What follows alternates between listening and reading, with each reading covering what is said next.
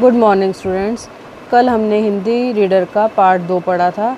इसमें हम कठिन शब्द भी कर चुके हैं और शब्द अर्थ भी कर चुके हैं। आज हम इसकी एक्सरसाइज करेंगे। सबसे पहले हमें दिया गया है बहुविकल्पीय प्रश्न।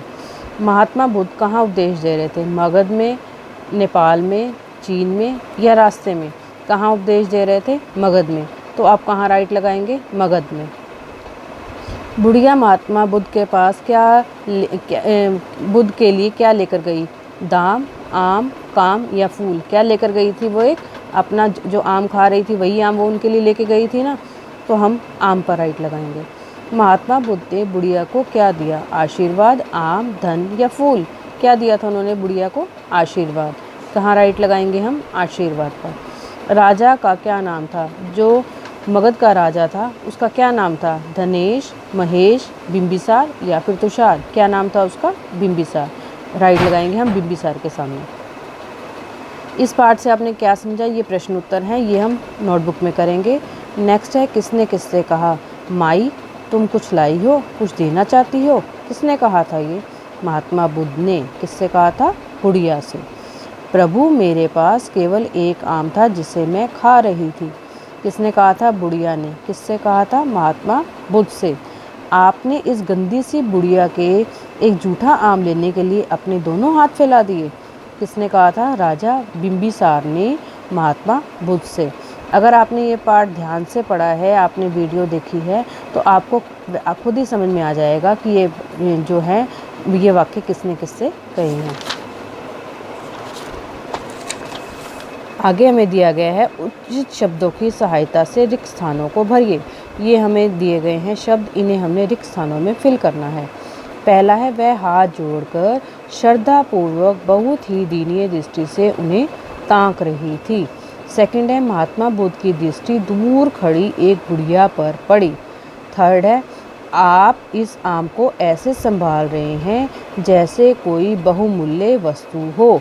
फोर्थ है महात्मा बुद्ध शांत चित्त बैठे हुए मुस्कुराते सबको देख रहे थे। नेक्स्ट है भाषा की समझ। निम्नलिखित शब्दों में से व्यक्तिवाचक, जातिवाचक, भाववाचक संज्ञा छांटकर सही स्थान पर लिखिए। हमने संज्ञा वाला लेसन 4th किया था ग्रामर में, उसमें हमने पढ़ा था व्यक्तिवाचक संज्ञा किसे कहते हैं, जातिवाचक संज्ञा किसे कहते हैं, भाववाचक संज्ञा किसे कहते हैं। उसी के आधार पर हम यहाँ पर ये फिल करेंगे। व्यक्तिवाचक संज्ञा क्या है? विधवा, बिंबिसार, मगध और बुद्ध। जातिवाचक संज्ञा में क्या आएगा? लोग, महात्मा, शांति। भाववाचक संज्ञा में क्या आएगा? बुढ़ापा, भक्ति, अच्छाई, श्रद्धा। इसके बाद आपको दिए गए हैं विपरीतार्थक शब्द। विपरीत शब्द लिखने हैं आपने। साहस, साहस का क्या लिख सकते हैं आप? दुस्साहस भी लिख सकते हैं और साहसहीन भी लिख सकते हैं। नंबर 2 है शांत। शांत का क्या लिखेंगे? अशांत। विधवा, सधवा। मीठी, कड़वी। गरीब, अमीर। कीमती, सस्ता। एकता, अनेकता। प्रेम, घृणा। पवित्र, अपवित्र। पंडित, मूर्ख।